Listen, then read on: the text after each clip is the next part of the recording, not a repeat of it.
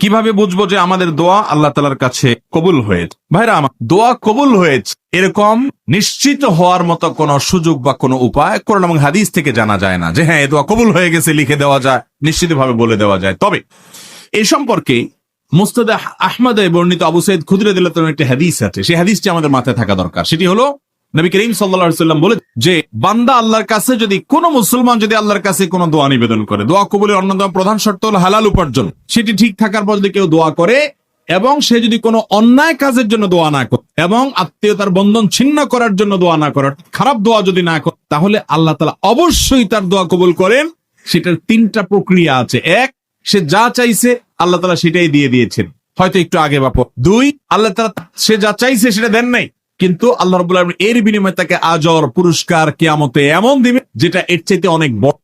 আল্লাহ রাব্বুল আলামিন তার দোয়াটা যেটা সে চাইছে হুবহু সেটা দেন নাই, কিন্তু আল্লাহ তাআলা তার বিনিময়ে তার এমন ক্ষতি থেকে তাকে হেফাজত করেছেন যেটা সে দোয়ায় উল্লেখ করে নেয়। তিনও ভাবে তার দোয়া কবুল হতে পারে। অর্থাৎ ইমানদারের দোয়া এটা বিফলে যায় না যদি সে শর্ত পূরণ করে দোয়া করতে পারে। অতএব দোয়া কোনো না কোনো ভাবে কবুল হয়, এতটুকু নিশ্চিত।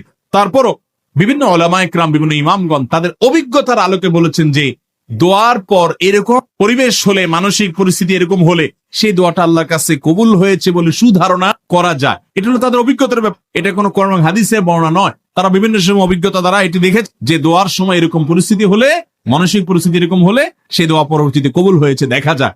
এটা শুধুই অভিজ্ঞতার ব্যাপার, এটা দিয়ে দলিল বা প্রমাণ দেওয়া যাবে না কোরআন হাদিসের আলোকে।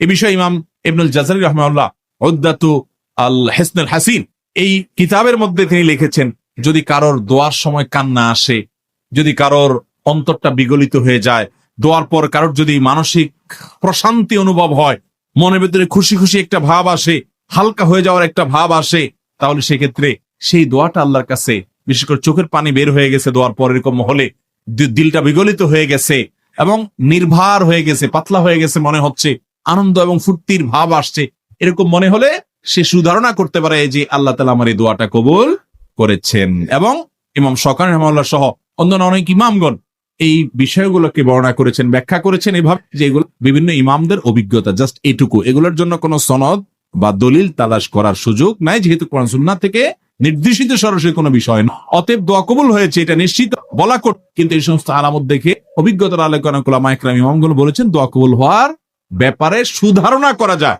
নিশ্চিত ধারণা নয়। তবে ওই যে হাদিস বলেছি এটা মাথায় রাখতে হবে, শর্ত পূরণ করে দোয়া করলে সে দোয়া বিফলে যাবে না ইনশাআল্লাহ।